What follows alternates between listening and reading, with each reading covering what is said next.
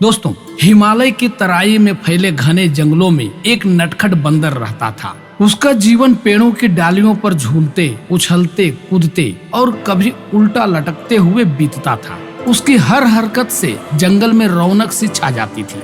हर सुबह जब वह पत्तों की सरसराहट के बीच किलकारियां मारता तो पूरी वादी में जैसे जीवन भर जाता। उसकी दुनिया बस उसकी बंदरिया थी, उसकी साथी, उसकी हंसी, उसका सुकून।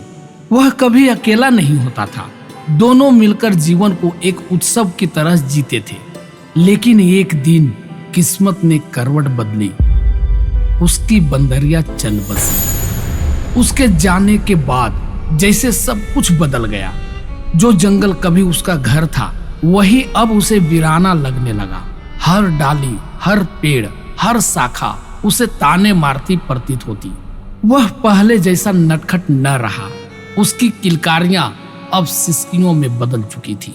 फिर एक दिन अकेलेपन और दुख से तंग आकर उसने जंगल छोड़ने का निश्चय किया। उसने सोचा क्यों न पूरे हिंदुस्तान की सैर किया जाए, शायद मन को राहत मिले। और इस तरह वह निकल पड़ा अनजान शहरों की ओर। जब वह जंगल से बाहर आया तो उसकी आंखें फटी की फटी रह गई।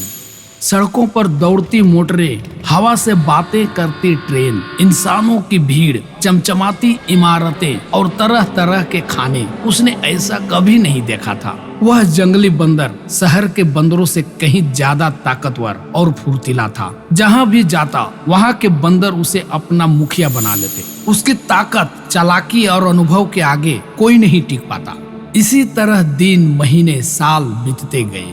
उसने कलकत्ता, दिल्ली, बम्बई, मद्रास, कराची और लाहौर जैसे शहरों की यात्रा की। वह इंसानी रहन सहन, उनका तामझाम और उनकी चालें अच्छे से समझ गया। अब वह महज एक जंगली बंदर नहीं रहा, वह बन गया था एक सभ्य, अनुभवशील बंदर। एक देसी रियासत में घूमते हुए उसने राजाओं की शान देखी। ऊंचे सिंहासन, झुके हुए लोग, सिपाही, दरबारी, दरबार। उसने सोचा अगर इंसान राजा बन सकते हैं तो मैं क्यों नहीं। उसने सियासत के तौर तरीकों को बारीकी से देखा, राजनीति, साजिशें, फौज, आदेश पालन। फिर वह लौटा अपने जंगल एक नए सपना और योजना के साथ। मैं जंगल में बंदरों की सियासत बनाऊंगा। वह बदला हुआ बंदर अब शांत, गंभीर और सोचने वाला बन चुका था। जैसे ही वह जंगल में लौटा, उसने सभी बंदरों को इकट्ठा कर एक लंबा भाषण दिया। अपने अनुभवों,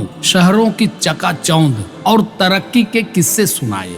धीरे धीरे उसने चालाकी से बंदरों को बांटा, गुटों में, जातियों में, वर्गों में। फिर उसने खुद को राजा घोषित कर दिया। अब हर पेड़ उसका, हर फल उसके नाम। बंदरों को उसके आदेश के बिना कुछ भी करने की इजाजत नहीं थी। नियम, कायदे, फौज सब कुछ शहर से सीखा हुआ था। पहले जहां बंदर भाईचारे में रहते थे, अब वहां अमीर गरीब, ऊंच नीच, आदेश और सजा का राज चलने लगा।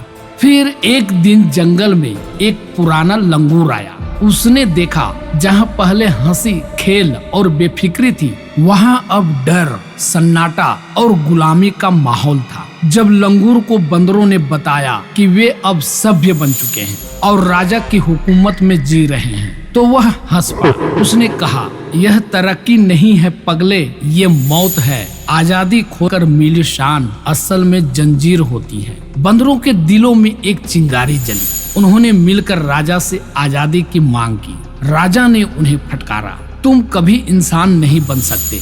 बंदर की दुम कभी सीधी नहीं होती। लंगूर ने जवाब दिया, हम इंसान नहीं बनना चाहते, हम बस आजाद रहना चाहते हैं जैसे पहले थे। राजा बना वह बूढ़ा बंदर अपने सपनों का महल ढहता देख दुखी होकर जंगल छोड़ गया। जाते जाते बस इतना कहा, तुम बंदरों आखिर बंदर ही रहोगे। तो दोस्तों, आजादी कानून से नहीं, आत्मा से आती है। विकास का मतलब यह नहीं कि अपने स्वभाव और स्वतंत्रता को खो दिया जाए। हर जीव की अपनी प्रकृति होती है, उसे समझना ही असली समझदारी है। धन्यवाद।